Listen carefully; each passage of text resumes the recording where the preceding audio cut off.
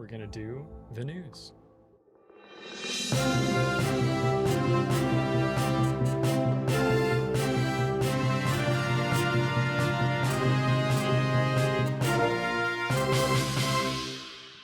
And we're going to unmute here and talk to Mr. Scotta Hurt, see how he's doing. Scotta, how the heck was your Thursday? Was it okay? That's okay.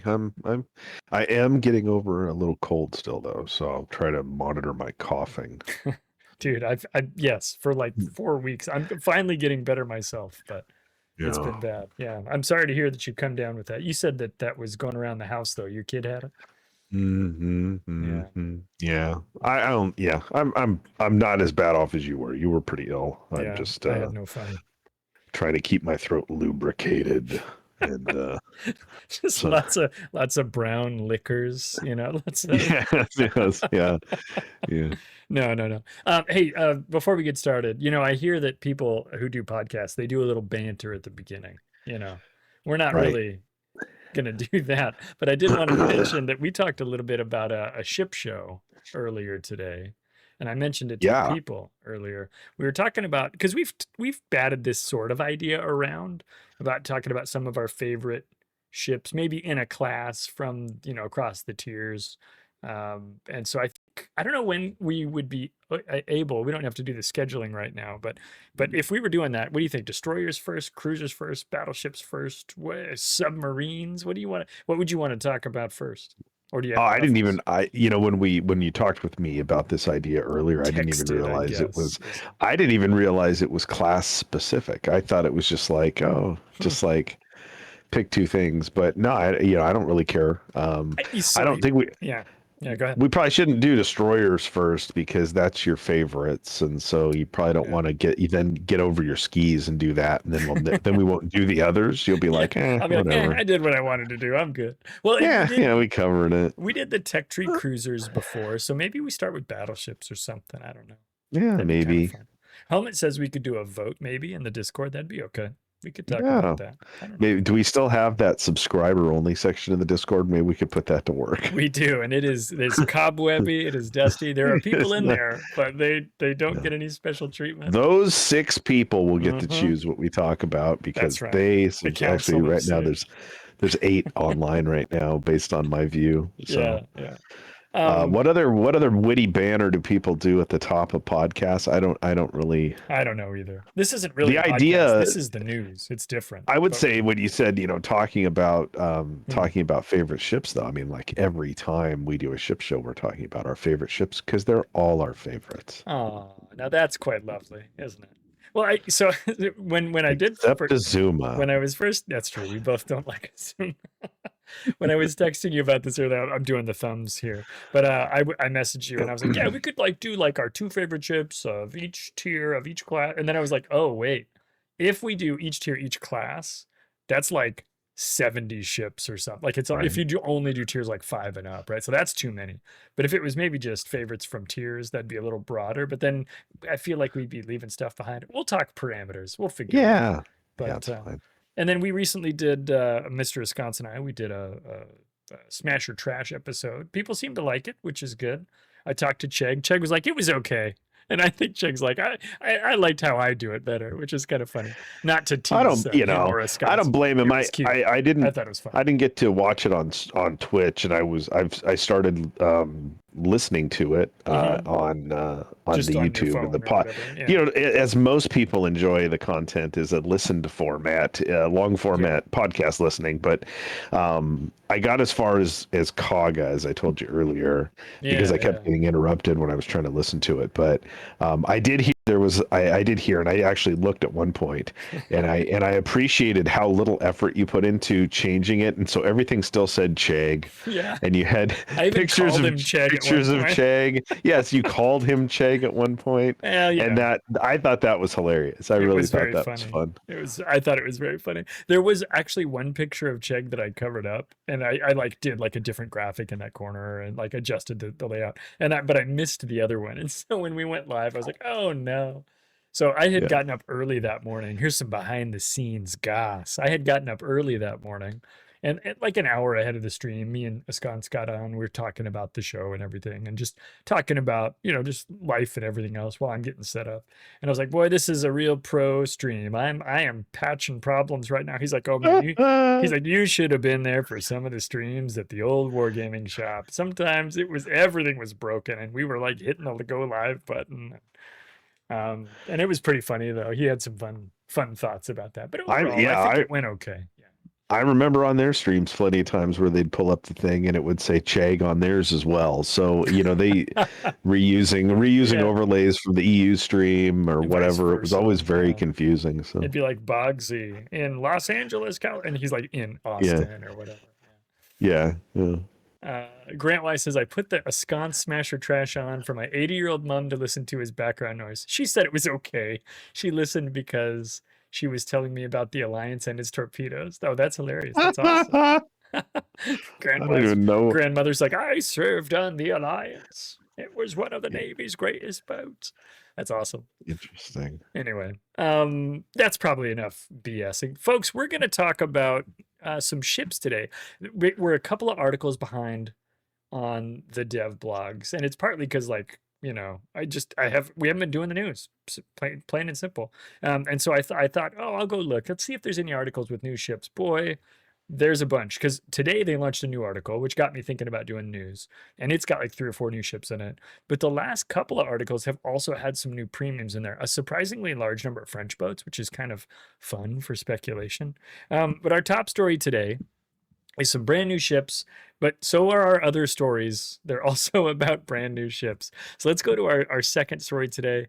These are some older articles, and because of that, we're not going to cover everything that's in here, but I did want to hit a few of the items that people might have missed out on, things I don't think I've seen as much conversation about on the old online articles. So this one is when they announced some of the, they showed a couple of pictures of some of the new EU battleships. But if we scroll down here, there's a Pan-Asian battleship called the Yimeng. And the Yimeng is a Soviet project battleship. And it's got a whole bunch of interesting stuff in here. The accuracy is fine. I think the Sigma, as advertised in this article, is 1.9. I think it's a 12-gun battleship with 356s. You know, it's sort of a battleship. But one of the things that it has that's kind of interesting, pretty healthy hit point pool at tier 9, 73,000. 32 millimeter plating, it advertises, 18.6 kilometer range, with pretty high velocity shells. And that's going to be one of the hallmarks of that Soviet style battleship. So the AP does 9,800 damage max with a 356 millimeter shell. That's not terrible. And the velocity is fantastic at 895. We'll have to see how shell drag feels when the ship gets into our hot little hands. Max dispersion is I should say unimpressive, but it's a not special. It's not unique at 246 meters. The Sigma is 1.9. So it's slightly, you know, lower on Sigma than we might like, or than we might think of as a standard battleship. But when it's launching 12 shells that do decent damage at great velocity, I think that's a reasonable way that they're at least starting off the balancing. Now we may see some changes. There may even already be some announced, but in this boat, I haven't looked. If we scroll down though, this boat gets a little bit interesting here when we take a look at the consumable. So damage control party, perfectly normal, 15-second duration, 80-second reload. It's got a heavy repair team, so that's pretty cool. The duration time is a long 45 seconds with a 367.5 hit point per second heal. Cooldown of 100 seconds, you get 2 of those. Then you have this third slot thing, and we've seen this in maybe some of the special modes. This is an aerial and torpedo defense system. So you can turn this baby on. It lasts for 5 seconds and reloads in 150 seconds, where it reduces damage drastically taken from torpedoes. So basically, you know, if you wanted to try to paint this in a real positive light, you'd say it's a skill shot for avoiding torpedo damage when you're busy. So if you're busy, you're clicking, you're aiming, you're sailing. Oh, I got to make sure that I hit this button at the right time right before the torpedoes hit, because if you hit it too early, you won't get the benefit. If you hit it too late, you won't get the benefit. 5 seconds is not a terrible window. It's big enough that I don't think it's going to be hard to use in most circumstances, especially on a battleship where you're not as busy as you might be on a faster moving boat like a destroyer or a cruiser, where you might have to keep your APM a little bit higher. interesting. I think this is the first time we've seen this on a boat that's going to come into regular battle modes, things like that. And then it's got a fighter in slot 4. So that's the Yimeng. She looks good. Looks like a Soviet battleship. Small superstructure, probably decent armor. It'll be interesting to see this boat when she does get made available to players. You might even see those out in testing here pretty quickly. The next one is the Hoche, and I even pulled up this French person to read it for us. Hoche. Hoche. Hoche. There it is. This is a French destroyer, tier 7. It's got these German-style turrets on it. It was originally the 1936 German destroyer Z-25, completed for the Kriegsmarine in 1940. There's some history here that I'll leave as something for you guys to read if you are interested. But we'll take a quick look at her parameters. Again, trying to do these older articles a little bit quickly. 19,600 hit points, 19 millimeter plate, pretty standard fare stuff. That's actually decent hit points, I think, for a tier 8, but I'd have to go look. She's got 2 150 millimeter German style guns. They do 1800 damage with the HEs, 3700 with the APs, 835 meters per second. So decent velocity for a destroyer, not exceptionally fast, but good. And just 2 150s. What's the reload time? I might have missed it. Oh, wait, hang on. And then there's a 1x2. So never mind. It's a four barrel 150s with an 8.5 second reload time on this one. So could be kind of an interesting little piece. Do they describe up here? I think they say, I do want to look at this real quick. Only 4 barrels in total. Access to a main battery reload booster. In fact, that's what we were going to get to next, these consumables. So we've got a damage control party, a main battery reload booster, and an engine boost. So that should be kind of a fun 150s with an MBRB is going to be kind of a neat looking boat. And we like French destroyers. Of course, this is a Germanish French destroyer. What's the speed look like on this thing? Speed. 36 knots with a 670 meter radius. So not terrible, but not really going to tear things up speed-wise. And I think it's a, oh no, it's a 15% speed boost. So you do get a little bit of speed there. So that'll be kind of a fun new twist on a German slash French destroyer. The Pan American carrier Independencia, that's got a lot of syllables. We're going to take a look at that one later because there's another article where it has a picture. This is the Pioneer. Pioneer is an Australian cruiser. Yeah, Australian cruiser that has 16 152s. This boat is, it says here that it's got a turret layout kind of like Dido, where you've got 3 turrets where they get progressively higher on the hull. And then it's got guns, quadruple turrets, just like those on Plymouth.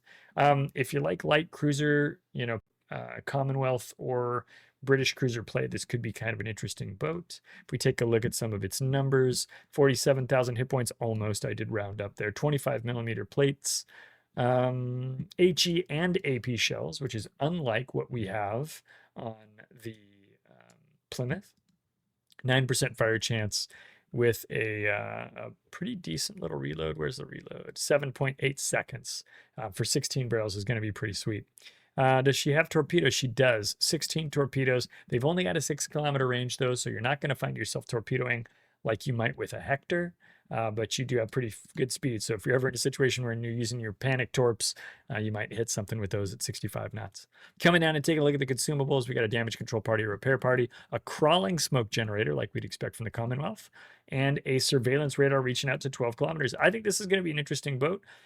She's also got the sub surveillance. It looks like those are separate slots, the radar and the submarine surveillance. I think it's a good looking boat. And I think if you're a fan of those light cruisers from the, kind of that Commonwealth flavor, this could be a really fun machine to get your hands on. Not sure how they're going to make it available at tier 10 though. She does look pretty good. Okay. And then the Chateaurenault. This is another, French destroyer. This one is the Attilio Rigolo. So it's the Capitano Romani. It's actually the Rigolo, which has been turned over to France as a reparation or something as the war progressed and ended. Instead of the standard Rigolo turrets, though, it's got German 105 millimeter mounts and then 12 torpedoes in 4 triple launchers. I'm assuming that's going to be 2 on one side, 2 on the other, and that's what it appears to be. As we see, there's some, looks like there's some torpedoes up front. I think no, they shoot forward, like directly forward, like like, what is it, like the tier 2 German or tier 3 German Oh, DD? if that's true, that's fantastic. I'll be interested to play with that. That's goofballs. And then I think it's 2 turrets out back and 1 turret up front for the guns, so less guns up front. So that could work. And let's see. Taking a look at stats on this one, 27,000 hit points, again, slightly rounding up for ease of speaking there. 6 guns all together with 105s. It does say in the article that they get the German quarter pen for the HE, and you can see that reflected here, 26 millimeters, 5% fire chance. Reload time is 3.3 seconds base, so you should be able to accelerate that quite a bit. This is a tier 10 destroyer, so there's a lot that you can do with captains and with the upgrade slots and things like that. The torpedoes here, 4 triple torpedoes. And then again, look at them here on the front of the bow. That is going to put them in a fairly exposed position. But that should make the arcs interesting, as Scott noted. 9 kilometers, 75 knots. How fast is this ship? Hang on. Engine boost. 20% engine boost with a maneuverability of 41 knots. This is a speedy little boat. This could be really interesting. For the right kind of player, I think this could be a lot of fun. Not a lot of guns up front, but you got a 20% speed boost and a high base speed. This could be a really fun and weird little boat. So I recommend keeping your eye on the Chateaurenault as we get going here. That's pretty wild. And then they got a picture of this one here, I'm going to say Turgut Reis. I have no idea how to pronounce this, but they do have an image of this battleship, which they've announced earlier. And then down here, they've got some of the rarities described. Some uncommon ships are going to be I-5644, Le Havre, Nurnburg 44, and Lanzhou. Aki, Bremen, and Hawaii are coming in as rares. And then Aki Golden, Bremen Golden, Hawaii Golden, Roma, Aterna are going to be epics, along with Roussillon. So we're going to have, we can kind of maybe use those as ways to predict how these ships may be distributed in the future. We know a little bit about the golden ships, right? How those are going to come in the Santa crates.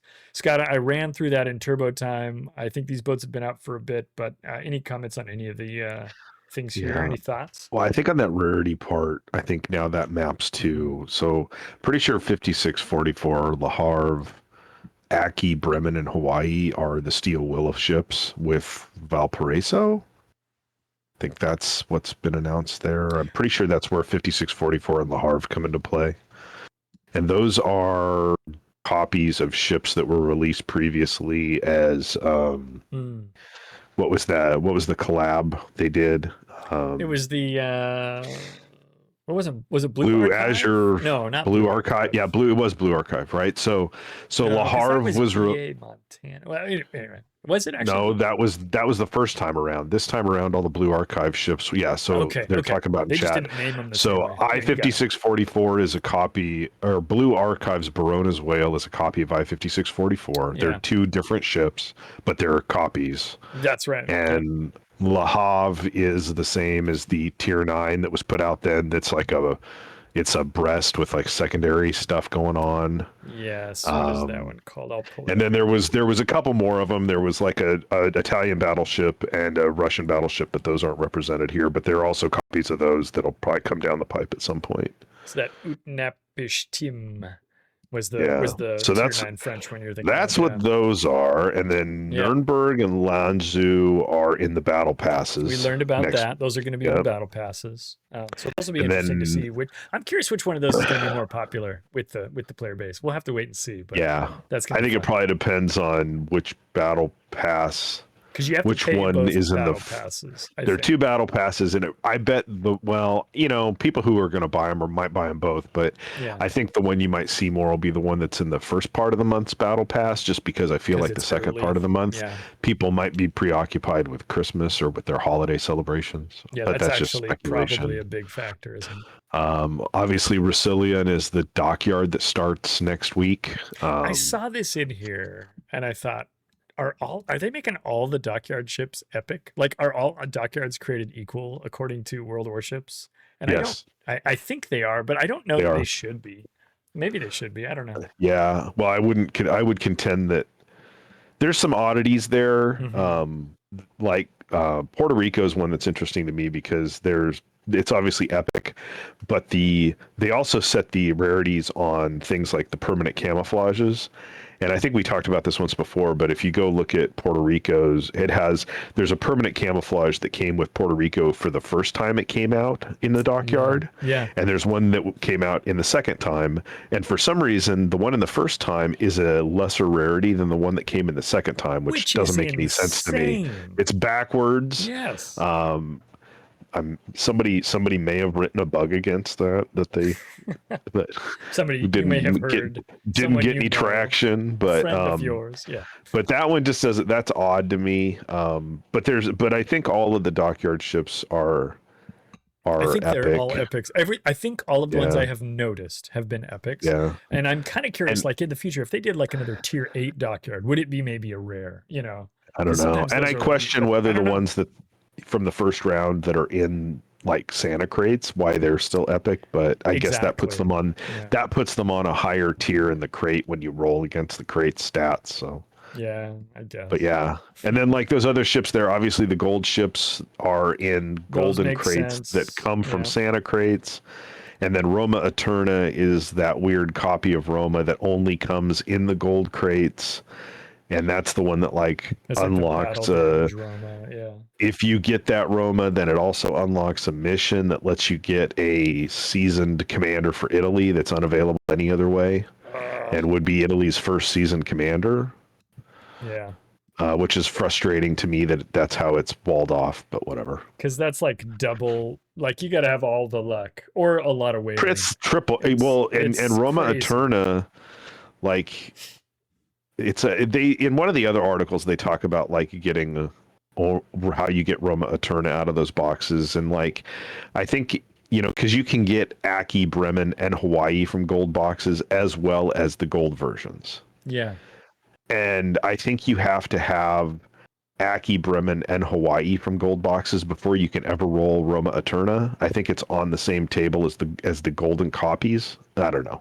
Oh, I don't know. I'd have to review. Yeah. I do remember thinking that it's crazy that it's in there. And like for the recollection of those who are around here, I did for science, I did some gold container whaling last year.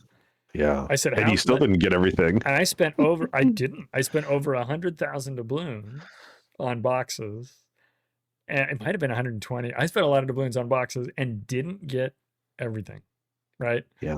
And that's crazy to me. And as a CC, I got some of those boxes anyhow, right? Like not a large number, but I got some, right? And so like when you think about how much I spent and I still didn't get everything, like it's not like these are as easily whalable. And the math wizards at the finance department over there at Wargaming, they know how to make these things difficult to whale. And the goal there is to make Christmas crates valuable or whalable for anyone, even people like you or I who have a lot of ships and don't really need to whale anymore. This, for some minds, not everybody, but some people might be like, well, I still can whale now, and then they might go whale some, which is crazy. Slightly related, the website whaling. The whaling website that helps you. He's already got it updated for this year's event, and it's been up for a couple weeks. And in his he has his own container simulator that he's put in where you can punch in like, well, if I take 20 so many megas or so many Santas, and it will simulate your chances also of getting golden gift containers. I was going to make a spreadsheet to do that, but I'm so glad he did. He's got it on there already, so you might want to just pass on the effort. That's great. But it's not comforting. Like no, the numbers are not friendly. Yeah. So it's hard to get, and like you said, like I don't think it's any better odds than last year. It might be better. It's certainly easier. There's certainly better odds to get golden containers now if you buy the new super mega expensive crate that's coming. The drop rate for golden crates is better in there. So Helmet says, surely the commander will be available for Cole eventually. I don't know, man, because when they've created kind of a new class, and again, this is just a fact in the world. It's called the 1%. They've created a new class. They've created a new class of like ships, and they've created kind of new classes of other things like camos and things too. And I think I'm not blaming the rarity system because this started to happen before that, but like the ships, like the golden ships, right? they're not, there's no promise that those will ever be available any other way ever. Like if you didn't get the golden ships last year, we don't know if or when they will ever come back. And Wargaming has never said, don't worry, it'll come back, right? They've kept it pretty quiet. And so like, I would not be surprised if this captain is just a captain that we don't ever see. Now, what I could see Wargaming doing is creating another Italian captain with the same specs and stats that you can get. And for a lot of players, that's fine. Who cares? Yeah. But like the idea of a special art or a special voice or a special camo or a special whatever, that version being special forever, to me, I think is something that they're doing now. And I don't know that that's a lot different necessarily than what they've done in the past, but they've I think made some things that are just like up on a higher shelf. They're up on a pedestal, and they're not going to promise to make those things available. And, you know, do they need to? I don't know. There's so much content in this game. Maybe it's fine. But for the collectors and the people who are kind of a little obsessive among us, that is going to be there's going to be some frustration, I think, for some of the player base there. And the distribution method for that is that you get a combat mission when you get Roma Eterna that lets you work towards unlocking that guy. I think it's a combat mission. I don't think it was a collection. I can't remember what they said, but so ostensibly I haven't read this yet. I'm gonna have to go study up on that. I'm interested now. Well, that was in the Christmas article that I think the last time we did news together, it was about that patch. Like I think we talked through that before, but it might have been. I think so the way that works ostensibly, there could be a different distribution method in 6-8 months for Roma Eterna that would do that again, maybe. I suppose that's true. Yeah. The fact that it's a tier 8 and it's epic, though, will mean that if they ever do make it available, it's going to cost more than it should. Well, yeah. I mean, especially considering it's a carbon copy of a really old battleship. Right. I mean, I like Roma, but like, holy smokes, dude. Like, if they make an epic Roma, it's going to be pricey for sure. Yeah. And because it's epic and because it's in these containers, I wouldn't be surprised if we don't see it available at all for 2 years, right? Kind of like they did with some of the more rare stuff that they put in that. And they're not really labeling this strata of, maybe they are, maybe they're calling it epic now, right? But like, they are like super special. No, that's exactly what the rarity system is. I mean, that's what it's for, right? In some ways, but like, not, you know, but epic doesn't mean trust us, we'll give it away again in 2 years, right? Like there's not a promise of that per se, at least not in my mind. Right. So we're still keeping our eye on it and watching. I'm kind of curious to see what's coming next, because I don't have any decision-making authority here, but I can certainly sit back and pop some popcorn and kind of see what's and you made a good point too when talking about these. Obviously they want to drive FOMO on stuff like this. Yeah. And you mentioned, you know, what you efforted last year and how you still didn't get all of whatever right with those things. And you know, like Hoffman and EVO, right? Those were the two kind of special ships, and they haven't returned in any way, shape, or form, right? Like there hasn't been any return for those, and I do not believe they're returning in golden. It's not like they're bringing back those golden boxes that they were in either. So I think, you know, it's not like, oh, by the way, you could also get last year's golden ships this year. That's not a thing. Yeah. So. No, I agreed. And is PVO regular mode? Is that in the Santa crates this year or no? No, I don't think so. I can't remember. I don't think it is, but chat fact check me on that. So it's like, it's not just the golden versions, right? It's also just, you know, that boat, I think, in general. So it's just that one of and those Hoffman things where, and Hoffman too. Yeah. PVO is the example I was using, but yeah, Hoffman would be in the same boat. So like, I just don't think we're going to see those things quite as readily available. The other thing that we've seen over the years, and Forrester made a comment kind of to this end, you know, about how they took black from being something that was hyper exclusive and they made it available. Over time, they may do that with these things as well, right? It took years for black to become more available. And part of that is like they made the content, and if they put it out there, players will grind through it and earn it and use it or whatever. And so eventually they probably will make these things available, but like there is no guarantee, there's no promise, and there's no expectation of a release there. So bear those things in mind. And that isn't us trying to talk you guys into buying or crates, by the way. Do not take that as the message of this conversation. something like black is kind of an interesting example because you can say, well, that was super hard to get early on. It was like a rank reward and all that stuff. And eventually then it was for steel, and then eventually it was for coal.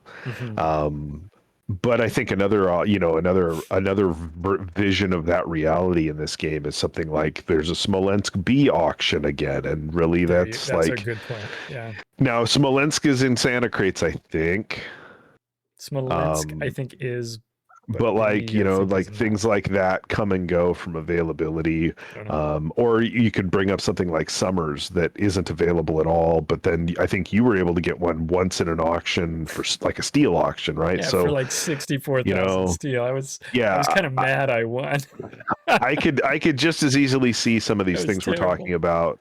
When you look at these ships like Aki and Bremen and Hawaii that have gold copies, I'm not holding out hope that after this event, any of the non-gold copies will be available for steel in the steel store. No, that is because we didn't see that last year with PVO and Hoffman. We did not. But Archerfish and Shinano, which were also available this way, were made available in the steel store, right?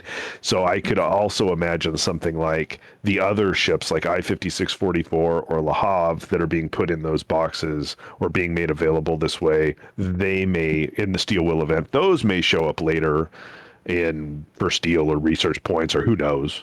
I'll tell you one thing they won't show up for is coal, but weirdly they're in the uncommon list, which is kind of funky, right? Which tends to be coal ships. It tends to be, but there's no guarantee of. And then the other thing that's kind of interesting too is you made the comment that it would surprise you. I think this isn't exactly what you said. It would surprise you if any of these ships were made available for steel later. And partly it's because when we look back at last year's steel wheel event and we look at this year's steel wheel event, the ships that they sold us for steel last year, PVO and Hoffman, are not steel ships because you could buy them in containers, right? And so you can't buy steel ships in containers for money. So far, if we look back at all the 10 years of history, that is a thing that you cannot do. Now, who's to say? There are no facts about the future. We'll see how this goes in the future. But because you could buy those, it tells me they are not steel ships. And the same is, in my mind at least, is true for these. And that's another reason why they, in my mind, will not show up in the steel store later, because they're not steel ships. They're just ships that they're selling you right now that you can get for steel or whatever, right? So we'll see how it plays out this year. But from steel or from the gold boxes that are buried in the other boxes. But you can't really buy gold boxes either. So not in a direct way. That doesn't break their rule set. If you think there's a rule set behind any of this, which I question there is. I would say there are guidelines, and those guidelines are frequently changed, right? They are flexible. Yeah. And Blackadder brings up the Roma Eterna cap. We were just talking about that. Yeah. Biggles has it here. But roamers of Roma Eterna will gain exclusive access to a historically inspired 4-part collection. Oh, it is a collection. Gotcha. Will reward you with a historical seasoned commander, Carlo Bergamini. I do remember reading about this now. And a Roma Eterna flag and a unique achievement. So, yeah, pretty cool. Seasoned with oregano. Grant Wise says check spreadsheet. Summers auction was 61,500 steel. Yeah, that's what I paid for Summers, and it kind of hurt a little bit, but now I have a Summers, I guess. Okay. The only auction I ever won was for an Ohio flag. I think you did win a flag one. Yeah. I've never won anything except for Summers, and I've bid on a few, but never any of the I don't tend to bid on any of them. Coal ones or whatever. Yeah. Okay, let's go to our story number 3. One last thing on story 2 that I didn't get to. That very first ship you talked about, the Pan Asian battleship. Oh, yeah. Why are they putting Poltava at tier 9? That's the only question I have. It looks like Poltava. It plays like Poltava. It has its 356s, like whatever. But it has an extra turret, which is kind of cool. But I do wonder a little bit about how that will perform. I'm curious about the AP performance, because it's going to be facing high tier armor, Yeah, that and the whole gimmick thing on it, where it's like it has this torpedo button. The magic is like, hey, everybody, now you know what you were doing when you played Star Trek mode or What other modes have used a button to do damage reduction for a short period of time? I Thanks had for that playing. button on a cleric I played in D&D. It's called Shield of Faith. You can cast that spell, and then your AC increases, right? Was it a dwarf? Probably. It's me. Yeah, probably. So, Yeah. Mm-hmm. a dwarf or a human, maybe. Okay, story 3, sorry. Story 3, which technically is the second one we're covering. Okay, early access to European battleships. We're not going to talk all about European battleships, partly because this is pretty old news, but there's a little paragraph in here that gives us a brief description of them. Let's cover that, and then they released the launch early access camos for them, which I think are going to be fun to look at. So it says ships of this branch are armed with smaller caliber main battery guns than most of the battleships of their respective tiers. Excuse me, but they come equipped with torpedoes, which become more powerful starting at tier 8. At the top of the branch, Thor, or Tor, reigns supreme with impressive shell velocity, resulting in remarkable ballistics. These ships combine good concealment for battleships and good mobility thanks to their stock high speed and access to a new time-based, that's the new thing right now, time-based engine boost consumable starting at tier 5. At higher tiers, they are also equipped with surveillance radar consumable because the hits just keep on coming. A first for a tech tree battleship. The downside of these battleships is their relatively small HP pool. So just a brief overview of what Wargaming's planning with these ships. You guys have probably started to see these in the hands of testers out there in the wild, and we're going to hear, I think, a lot more about them as time goes forward. They do have some of the, as I said, the early access camos are available. This is the, I'm going to call this one the Enigheten. I don't know exactly what country this comes from, but there she is. It's kind of a variation on the green camos that we have. This is I expected more from you on the pronunciation because the 8, 9, and 10 are all supposed to be Swedish. Are they Swedish? The Enigheten. I shouldn't do like a Swedish chef thing. That's probably inappropriate. Then you've got the Gustav den Store. This one has this gigantic tower on it. This one's wild, but I think this is a unique camouflage though. This is not a color combination we've ever seen before, and I think the same is true for the Enigheten as well. But it's not drastically different from other things. Whereas this one introduces that kind of goldenrod yellow. It's going to be a love it or hate it thing. You're either going to like it or not. That's up to you. And then down here, the Tor or the Thor. I love this gray, silver. The two kinds of gray and the black and the brown. I think that looks really good. And then they've accented it. Scotta, do you think those are the colorways from the 1980s Thor comics? Do you think that's totally what the red? That's when I saw this. Yeah. When I saw this, and I thought, yeah, that looks like guy, kind of. You're a comics guy. That looks like classic Thor costume colors on the turrets. That's all I could think of. I'm so curious as to whether from the top down, if there's a giant hammer on top of one of those turrets. I know. I wondered that too, because it does look like maybe there's something there. It's hard to tell. But I am curious to see how this looks. I love the base camo. I think it looks good. I don't know if the turrets are going to be an additive thing or a subtractive, if it's going to look better or worse, but I am interested to see this one in person in port when we do finally have the chance to do so. And I'm sure some folks are going to whale this to get the sick Thor camo. But anyway, there they are, guys. We got the camos for these guys. We got some premiums down below, but there's a couple other things that I think are worth mentioning in this article. One is about fighters. Wargaming has been working on airplane spotting, and they've been working on the idea of spotting, I think, in general, but very focused on the kind of incidental spotting that happens that isn't really a core function of one of the game's mechanics. When I look at the fighters, they don't come out and say this. This is just Clyde's opinion, but it seems like what they're trying to do is they're saying, hey guys, fighters are for helping to avoid and affect incoming air attacks. They're not really intended to add to the spotting in the world. And so what they're going to do is basically remove that. It says, beginning in Update 15, fighters will no longer be able to spot enemy ships on their own. At the same time, we're reworking fighter squadrons to enhance their tactical capabilities and improve their defensive effectiveness. This change will apply to ship-based fighters as well as patrol fighters. So that means your battleship fighters, and then patrol fighters are like your aircraft carrier fighters. It says, here is what will also change. Some of this is a little bit translated to English from another language, so it might be a little odd. I remember thinking there were a couple of things in here that were a bit strange. They will now be able to attack both HE and ASW airstrikes. I think when they're talking about HE airstrikes, they mean Dutch airstrikes. So it says they'll now be able to attack both HE and ASW airstrikes more efficiently. Since these airstrikes remain on the battlefield for a much shorter period of time than a manually controlled aircraft attack, fighters will attack them almost immediately after an airstrike enters their patrol area. From now on, fighters can attack multiple airstrikes before leaving the battlefield, but only one squadron at a time. This means that fighters can attack an enemy aircraft squadron, deal a certain amount of damage, then return to their patrol area and attack another target when it appears. So if you get the leg mod Gunlu launching 3 airstrikes through your fighters, they're only going to attack one of them. But if they attacked one and then later another one comes through, they could attack again. It says, note that fighters can sequentially attack different airstrikes, but they can only engage after other types of they can only engage other types of squadrons only once before leaving the battle. So that means like carrier aircraft or hybrid aircraft, things like that. Although fighters can deal significant damage to airstrikes, they will have certain limits. Namely, fighters will not be able to destroy an entire an airstrike or ASW airstrike completely. So the idea here, this is me reading between the lines, and this is some Clyde theory. You guys can either agree or not. Certainly take away your own thoughts here. But I mean, because those ordinances are part of the launching ship, in other words, the Dutch airstrikes or the ASW airstrikes are part of that launching ship's ability to impact and affect a battle. They might even be part of the damage generation for that ship.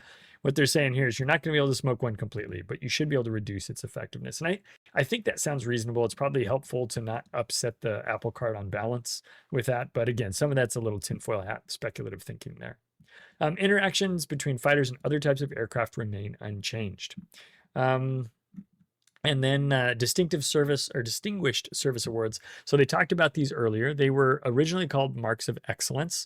That is the term for this kind of mechanic in World of Tanks. So the Watt guys lent this to us. The World of Warships guys went and worked on it a bit, and now they're calling them distinguished service awards. And they're ready to share some more details. This is a little complicated, so I'm going to try to read through it. But definitely take some time if you're intrigued by this, and come read the article because there's a lot of detail in here. It says Distinguished Service Awards is a new way to challenge your skill with your favorite ships. These awards can be earned by performing consistently over time with a single ship and can be considered a special decoration that reflects your mastery of it. So right now we can get the E or the 1, 2, 3 for a single game performance. This is about rewarding you for performance over multiple games. So this is how it works. It says at first and this is for every ship, tier 5 and up, and in random battles. So this is not something you can get in operations. It's not something you can get in co-ops, but in random battles, you'll be able to earn a Distinguished Service Award. At first, you'll need to complete several qualifying battles. These don't really count towards your Distinguished Service Award. They are used to determine your average base XP for the selected ship. Once your average base XP has been calculated, the game is going to start comparing that with other players using the same ship. Your grade with a certain ship or a specific ship is based upon your average XP over the past set number of battles. And they don't tell us what the number is, but it's going to be some number, and they're probably going to be tweaking that as they keep working on this. If your average meets or exceeds a certain milestone, you will be awarded a Distinguished Service Award. There are going to be separate ones depending on if you're playing alone or if you're in a division. And the way this is going to work is if you're playing alone, you'll have access to the personal Distinguished Service Awards, or if you're playing alone or in a division, you can earn a Division Distinguished Service Award. And they kind of cover that here in these words right here. It says awards will be awarded or will come in 3 grades depending on how your performance stacks up against other players. And they've got a little table here that explains how you have to do. So your personal awards are 65, 85, and 95%. If you're better than 65, 85, or 95% of other players, you'll get these they call them a clasp, these leaves. Or if you're in a division, you'll get these little shields, same percentages, 65, 85, or 95% of players. And above average by 45%. So there's a couple of numbers in here, and there's a little bit of math to think about. But the idea here is they've given us an award that we can earn for consistent high performance in a ship. And so that's what these are all about. Do come and investigate this a little bit more. Ask yourself some questions and come read about these. Scott, I don't know if these are things you can comment on. If not, we can move along. But I did run through those. Any thoughts on your side of the table here? On the distinguished awards thing, And or I mean, the previous one, which was about the fighters. But I don't know if you've tested. Oh yeah, no, I haven't. Well, I don't think I've tested the fighter thing yet. All I would say about the fighter thing is the comment that Biggles made in chat, which is that means that you can't use ASW planes to make somebody's fighters go away. Which is a thing that people would drop ASW planes to get rid of patrol fighters to help their CV, or just to get rid of them so that they weren't spotting. And this will break that. But it seems like they're not spotting anyway. Maybe that's kind of okay. I don't know. Right. I gotta think. I mean, and I think it kind of sounds like they're just going to hang out for the full duration of time now and keep attacking things. I think what it sounds like is for Dutch airstrikes and for ASW strikes, they'll hang out for the full duration of time. Right. I think if they attack a regular CV or hybrid squadron, then they'll still go away. Boy, you know what I'd like to see him add to that concept, though, is, okay, fine, for the Dutch strikes and for ASW planes, they're going to hang out. How about also treat anything off a Russian carrier that way? Oh yeah, to kind of help because it would sure be nice if they would snap to those things immediately, so you could at least do some damage to that strike before it goes away. The quick response would be really nice, wouldn't it? Yeah. And then I'd really like it if it also did that with just any tactical squadron from anything. Yeah, that'd be kind of neat. Actually, for the tacticals, whether they came from hybrids or CVs. Yeah, that's intriguing. That'd be punitive to hybrids, but meh. Except for the German one. Right. Well, nothing would be punitive to. Nothing will be punitive to Hildebrand. Hildebrand. I was like, what's her name? Helga. What's her name? Hildy. Yeah. Hildebrand. So that's what's going on with those fighters. And then I think, for folks who like to chase the Distinguished Service Award type things, I think this is really cool. I don't know that this is going to be a big part of my life. I have pretty spotty performance in World of Warships. I'm okay, but I don't know that I'm going to be searching and hunting for these gold awards. I'm not good enough to have even the old ones. I don't have any E's or any 1s or 2s, so it's pretty wild. I don't have any of that stuff, and I don't know I'd ever get any of this stuff. But I like how they kind of chopped up the oak leaf cluster from that kind of looks like a third of a major's oak leaf cluster in that top one. But and these ones are, I think they look kind of neat. So I think they're going to be folks who get a lot of enjoyment out of hunting these down. It's going to take a certain kind of player. It's not everybody, but this is cool. We should be glad to see them add and stuff like this, because even if you don't care about these things, and I'm not going to be one who's hunting these. I might go get some bronzes or silvers, but I'll probably be unlikely to have a lot of golds in my time as a World of Warships player. It doesn't hurt me that they exist. So but if they exist, it, like you say, doesn't hurt you, and if it helps people be active players and add to the community and things and keep the servers full, I'm into that. So I think it's a good thing. Just like operations, right? I'm not a big operations player, but people love ops, and they log in and they play the game, and they spend a couple of nickels here, and that keeps the community vibrant and growing, and I think that's a good thing for the game. So these are in that same camp. Probably not going to be as big a deal as operations, but who knows? Maybe I'll be surprised. So.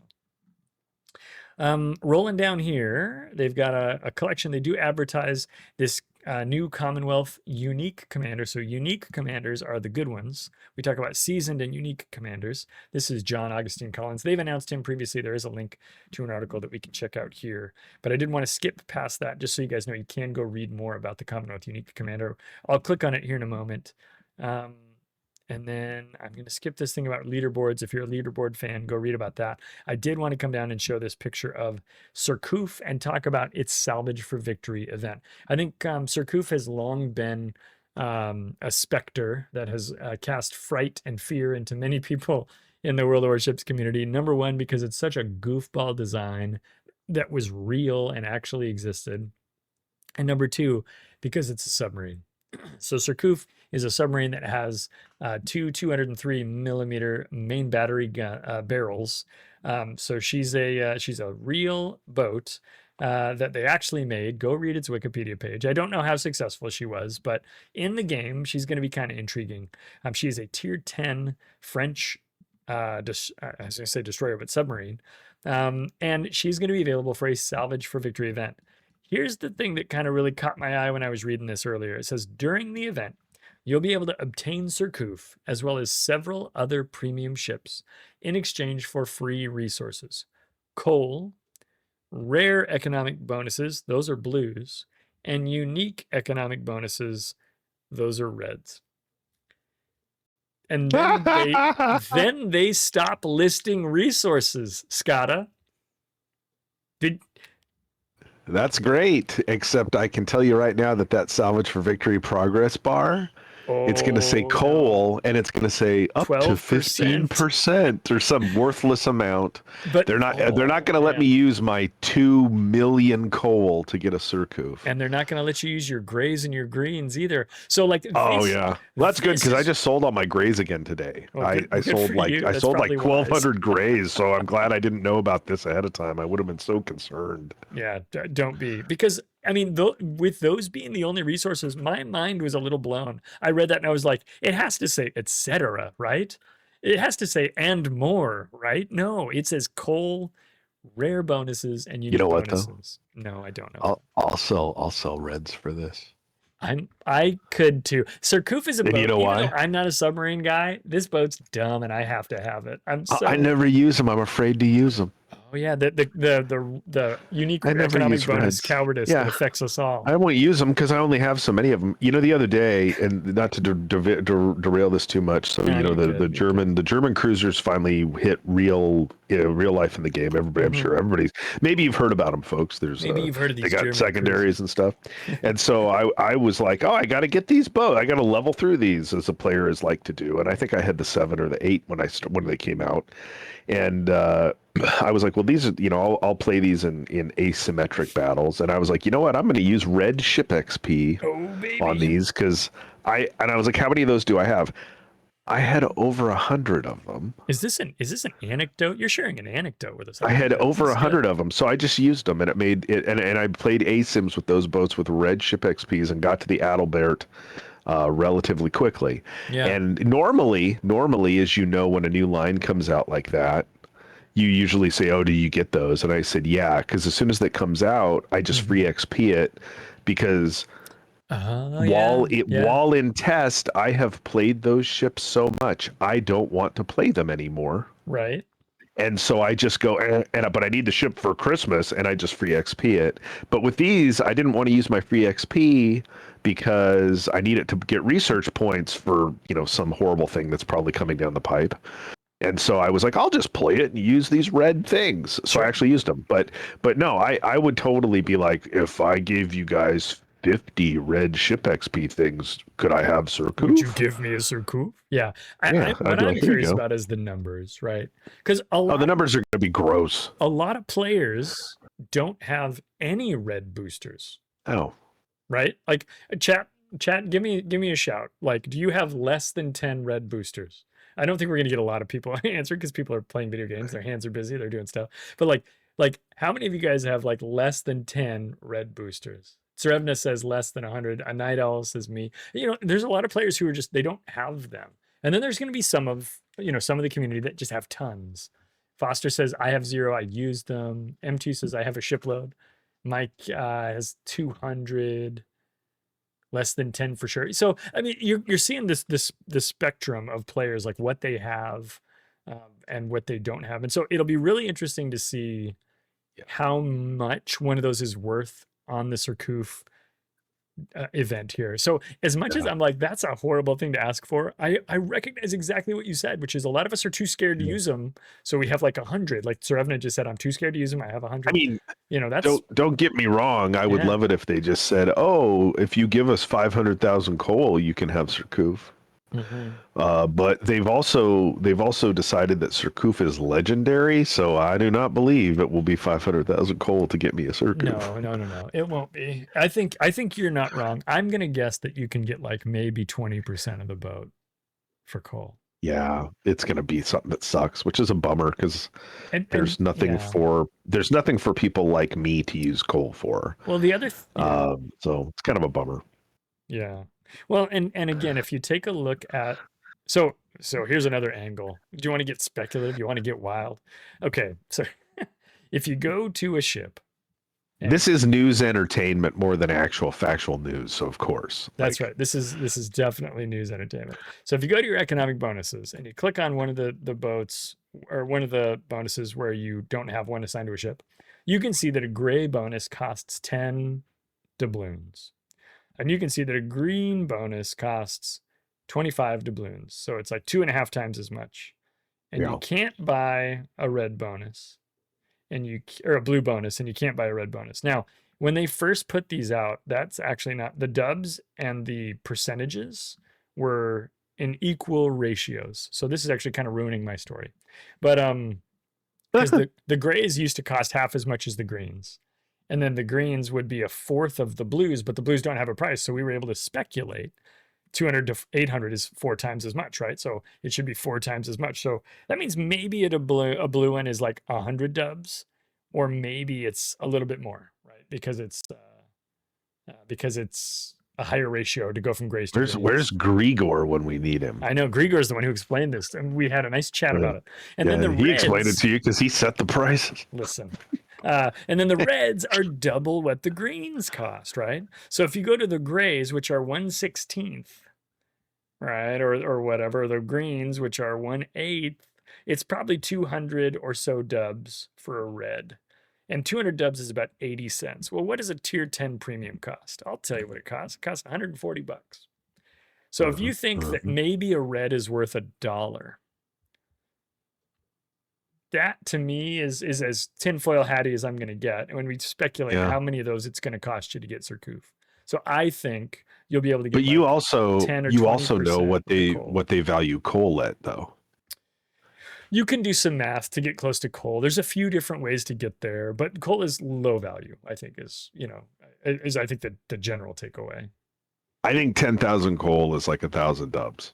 Like, I think that was the math when we figured this out before, because if you also compare steel to coal in the pricing. Yeah. So ostensibly, then that would mean that if you thought you had to pay coal value for a tier 10, $40 ship, right? So yeah, what's 1,000 dubs, like $4, $2? So 35,000 dubs would be $140, right? So if you said it's 10,000 coal is if your number is close, then that winds up being times, or you're like 35 times 10,000, right, or whatever. I don't know if that maths out, but that wouldn't math out because we know. Well, we know so what does defense cost for coal? 450.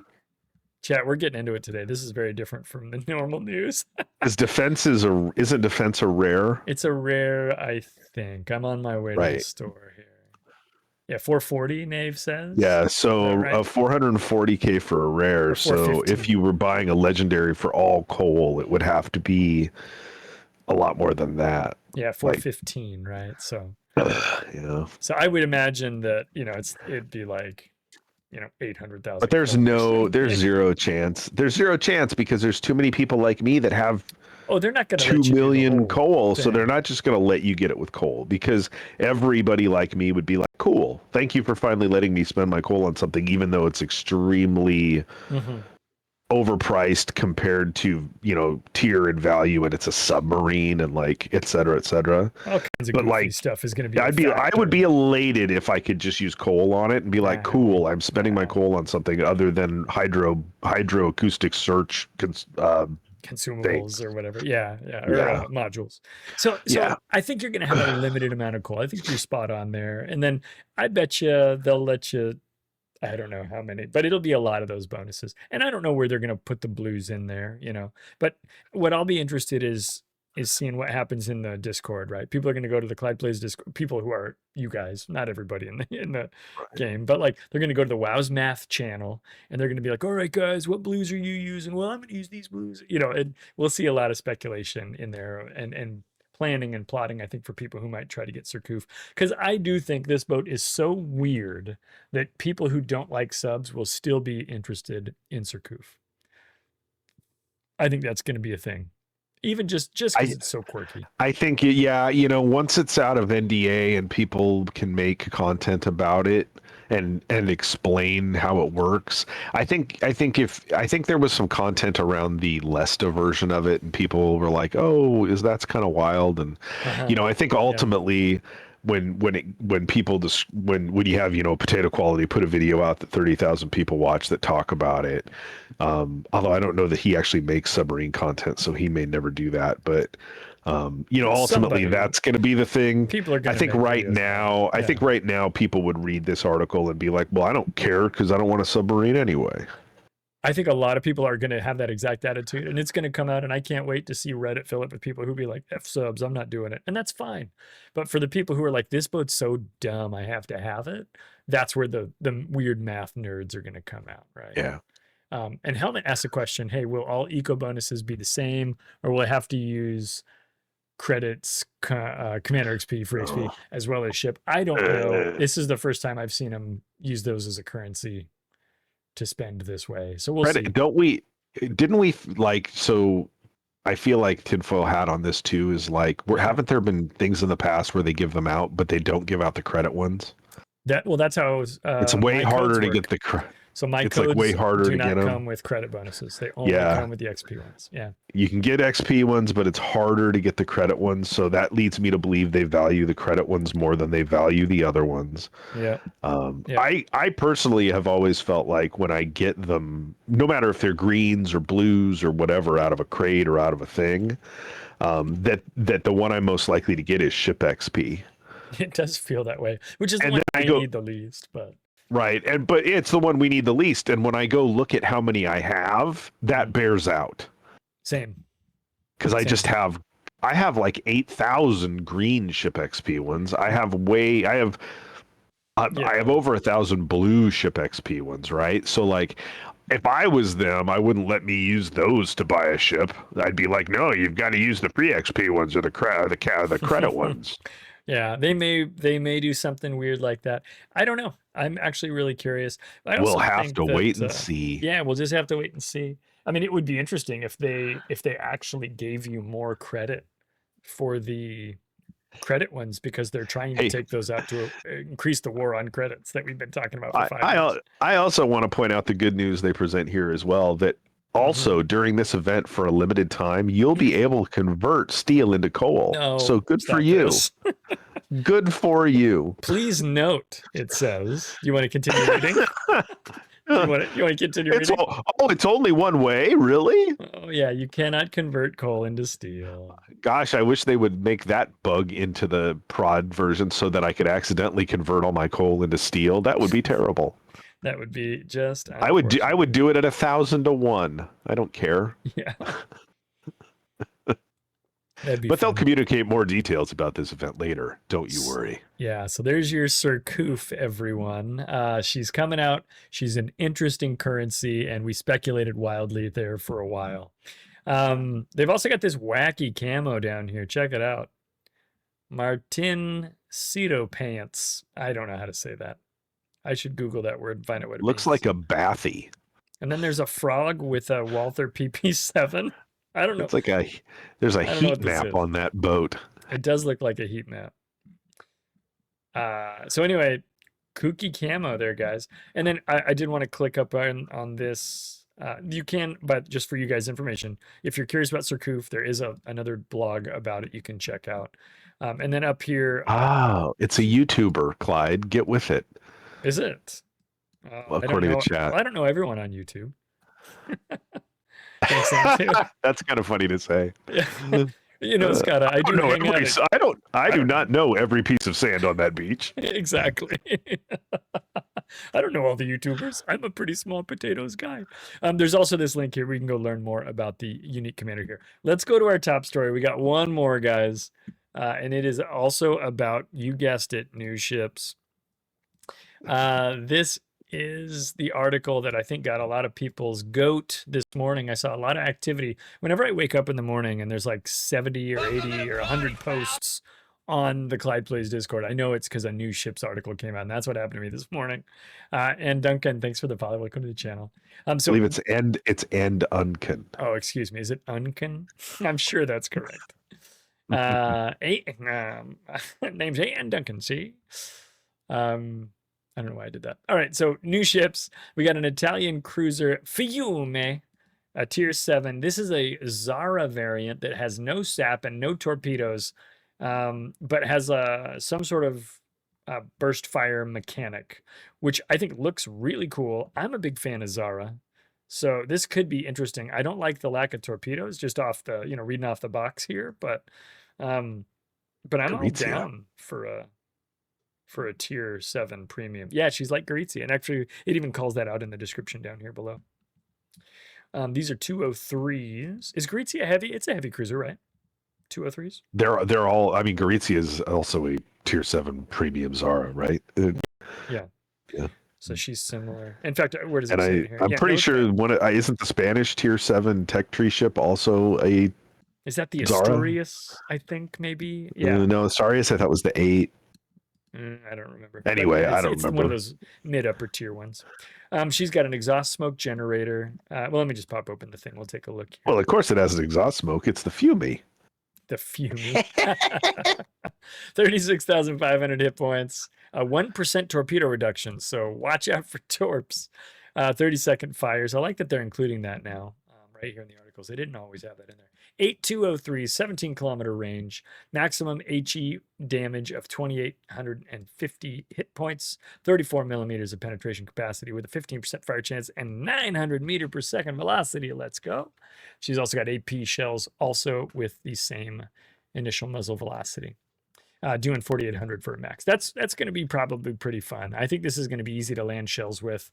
And I think if it's got the alternative fire mode here, maybe inheriting that from the Spanish, right? Like maybe, as you suggested, there's some relationship there. It certainly works different than the Spanish one, but that's what it made me think of. I think I said that in chat earlier. I was like, yeah, this is... Yeah. It does reduce dispersion, which tends to get nerfed when they put that out into test. They always do that, and then they're like, whoa, we didn't mean it. The reload time... Why does it say minus? Oh, no, just 33 seconds. Then a dispersion there, and then the interval, a number of bursts is 2 with a 1.5 second gap betwixt them. So that'll be fun. Secondaries are not going to probably be a big deal on this boat, so we'll save some time there. AA defense, yep, it's got it. And then down here for consumables, first of all, your concealment 14.3 kilometers base, so you'll get that down to the 12s or maybe 11s at tier 7. And then, or maybe in the 12s probably.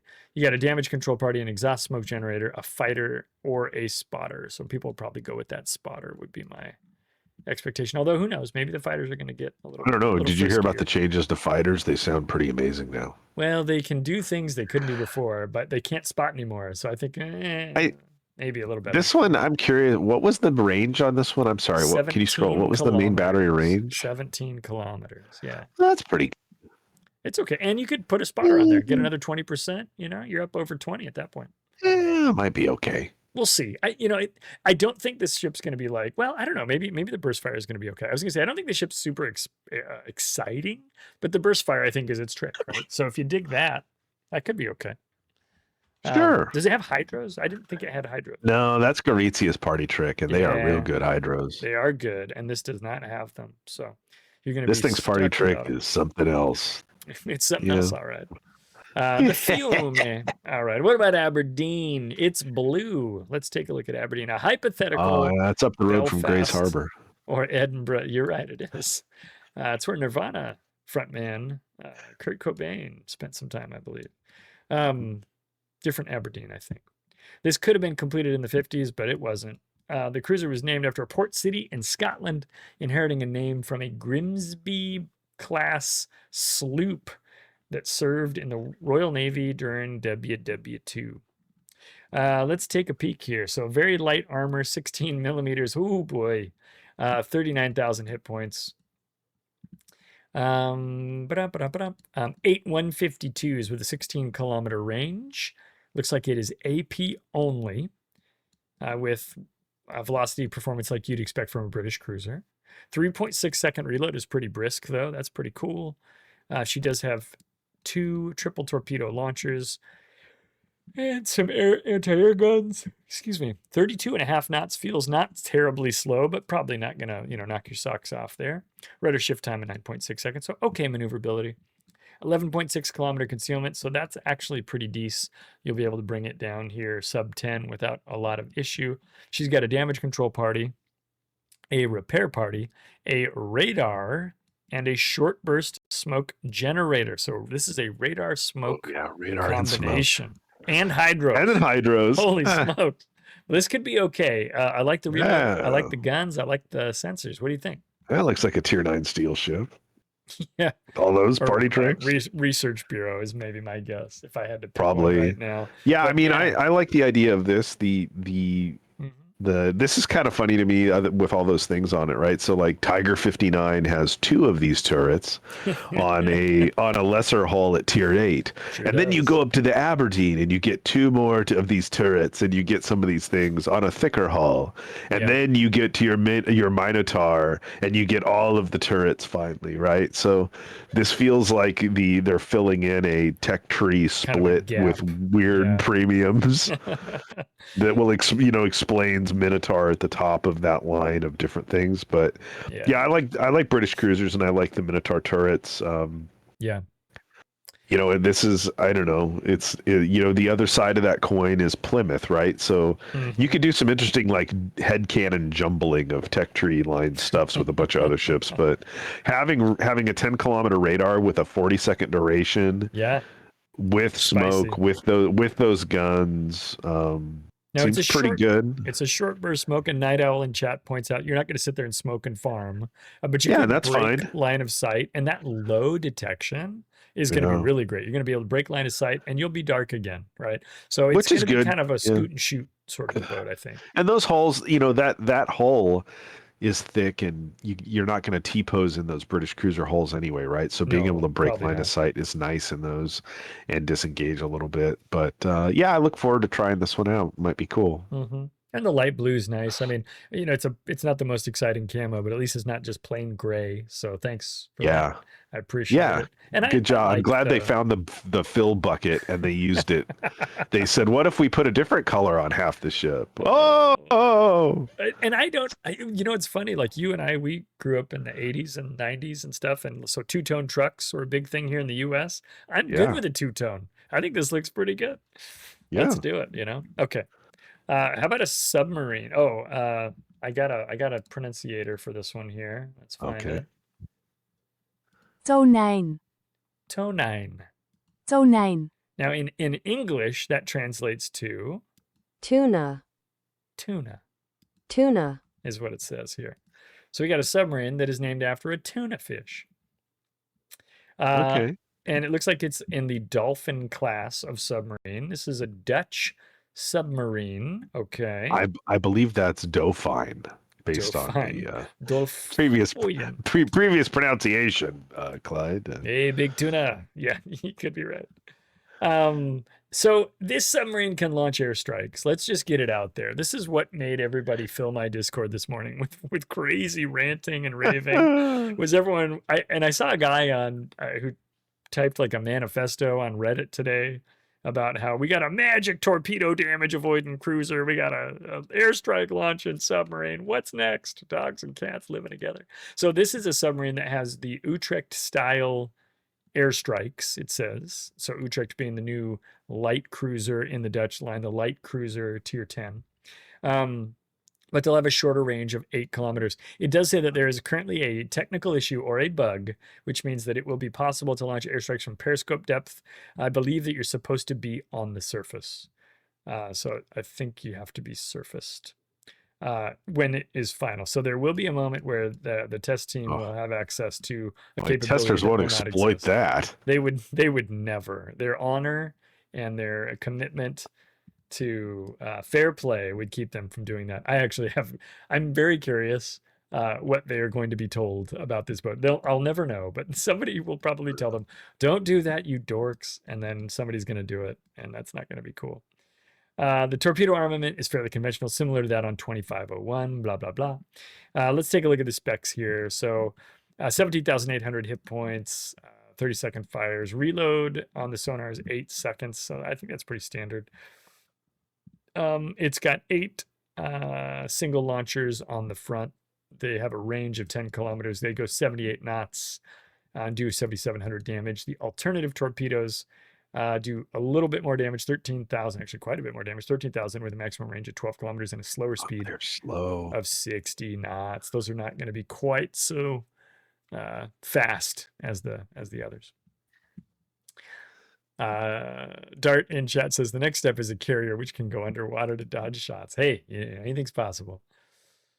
Dive capacity is all about math here, but this one depletes faster than it recharges, so that should help. Over the course of a battle, this thing should run out of dive capacity faster than it can earn it. Obviously, skilled submarine players are going to find a way to get to the end of the battle and still have dive capacity. I'm not a submarine expert, so I'm probably not the most equipped to speak about this. But whoa. Look at that base concealment. Subsurveillance. Hang on, let me come back up. Oh, that's base? Oh, that can't be right. So what would that be with concealment slot 5? It's a tier 10, right? So you'd be 20% lighter than 5.8. So you'd take off basically 0.6 twice. You'd be at 4.6, 4.5. Yeah, that can't be the case then. I think this is probably built. Not because that would be amazing. Then it wouldn't matter that you had 8 kilometers of range on the drops. Dude, maybe it is actually that stealthy because of the 8-kilometer drops thing. They want you to nothing is that stealthy, Clyde. I know nothing is, but until it is. I mean, if it was, what would that mean? It would mean that you have to be within 8 kilometers of a target. You have a 3.2 or 3.4 kilometer cushion, and you're on the surface, so you could be radared.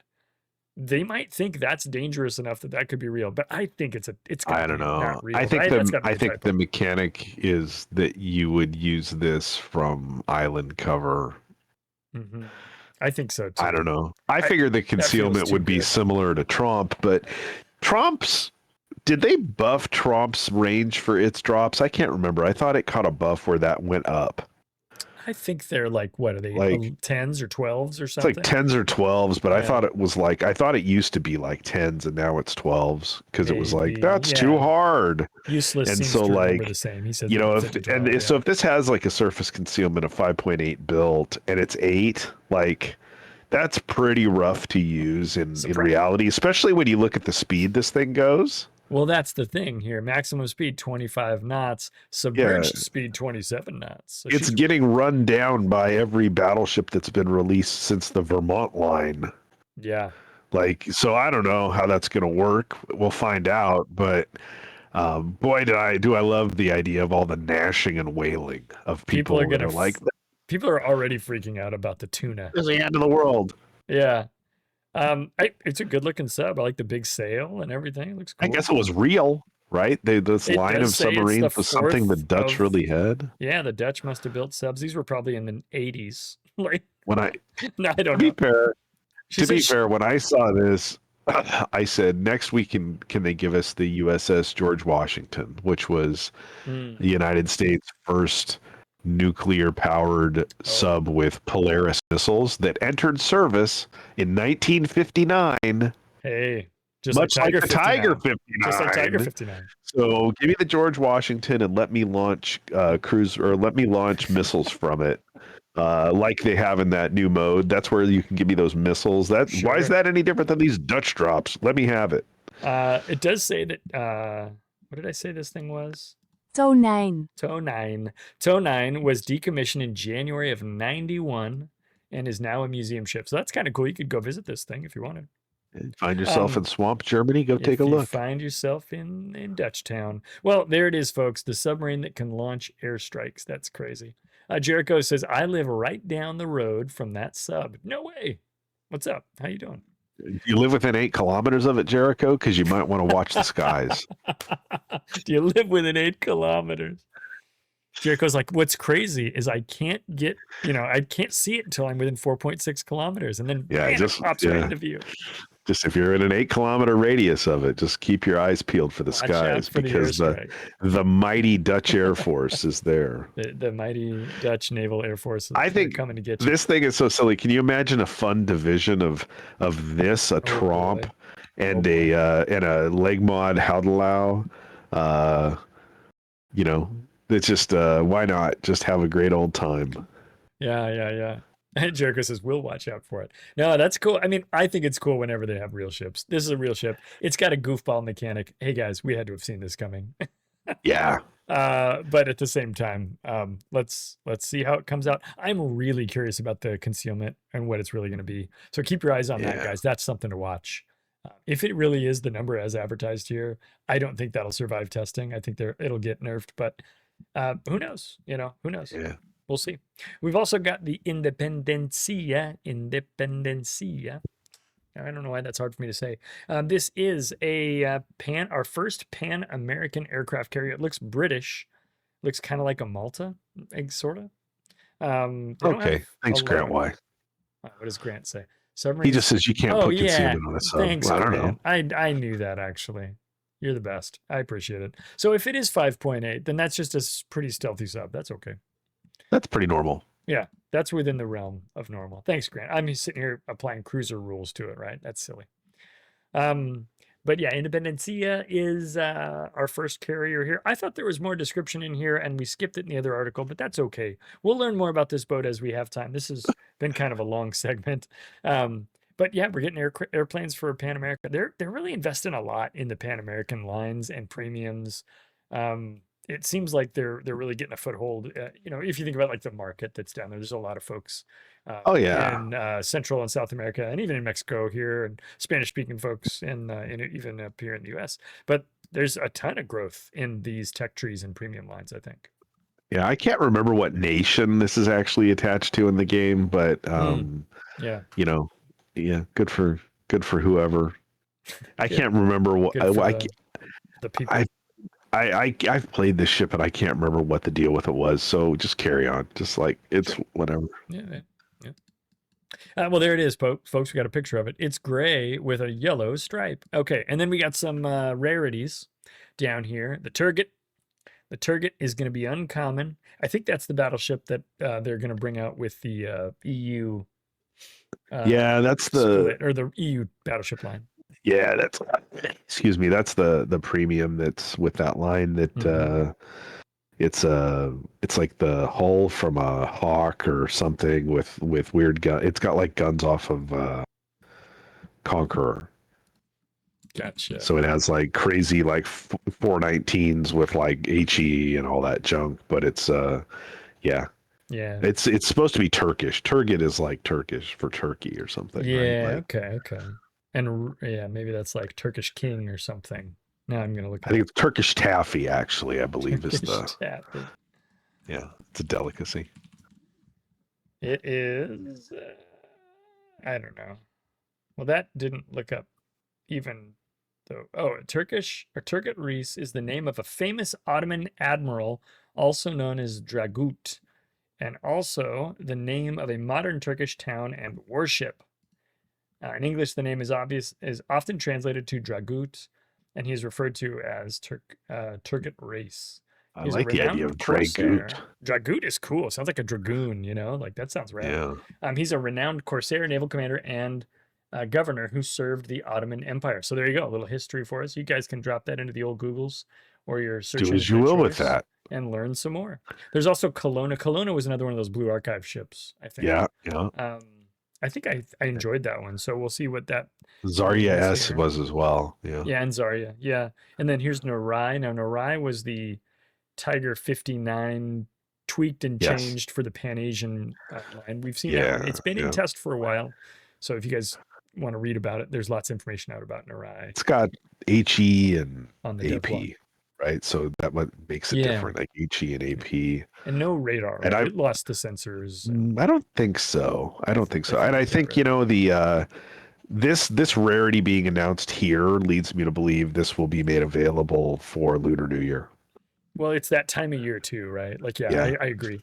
It does say here it's a rare ship. I don't know if that means it's going to be, if they're going to have some event for it, or one of the Lunar New Year slot machines. Yeah, it's going to be a wishing wharf. Come on. I think it's going to be a wishing wharf if I had to guess, but we'll see what happens with it. Nothing says Lunar New Year like a wishing wharf. And then, of course, we've seen and discussed Surcouf at length. It is legendary, and they're putting it in the legendary, the salvage, the hemorrhage for victory. Is that what we're calling it? The salvage for victory. No, I mean, if it's for coal, I'm not going to call it that. It sounds like it's a great thing. It sounds like it's for red economic boost. 10% coal, red economic bonus. Did they announce Hawaii's rarity? I think it was in the previous article. Yes, it's rare. Is it? Hawaii and Aki and Bremen, I believe, are all rare. Was it not in this article? Maybe it was in the first. It was in the first one when we looked at that list of them. Yeah, I went to the wrong one there. Yeah. Here it is. There it is. Hawaii rare. Yep, exactly. Yeah, so there the gold ones are epic, but the normal ones are rare. There we have it. There we have it. Well, everybody, thank you so much for hanging out. Update your notes, Grant. Why they're wrong. Buy my notes. Yep, check your notes. Things change on us sometimes. Scott, thanks for joining me for the news, man. This was a different way of doing the news. It was a little more conversational, but I had fun doing it, and hopefully it was good for the folks watching as well. Yeah, we didn't go as long, which is good. Yeah, no, that's good. So we'll talk seriously about figuring out what our next ship show is going to be. I think we got a pretty good idea here. We just got to figure out the parameters, and I'd like to see about doing that here maybe first part of next month, maybe if we can, after the Thanksgiving holiday. So sure. Chat, we'll try to figure that out for us, and then we'll get one of those scheduled. I think we got a Christmas party coming up pretty soon. We're going to do the stream extravaganza, give away a bunch of prizes. I feel like we haven't done that much lately, so now's the time. We're also getting close. And that's 24-hour stream? No, heavens, no. And we're also getting close to 5,000 subscribers, or not subscribers, but followers on the channel as well. I think it says 5,000 right now, but it's rounding up. And so we're gonna get to the bottom of that. And when we do, maybe we'll give a bunch of people 5,000 dubs or something. As long as I can afford it. Kutuzov is bleeding me dry. So we'll take it from there. Scott, any final words for the people? Happy Thanksgiving, everybody. This has been the news on Clyde Plays Live.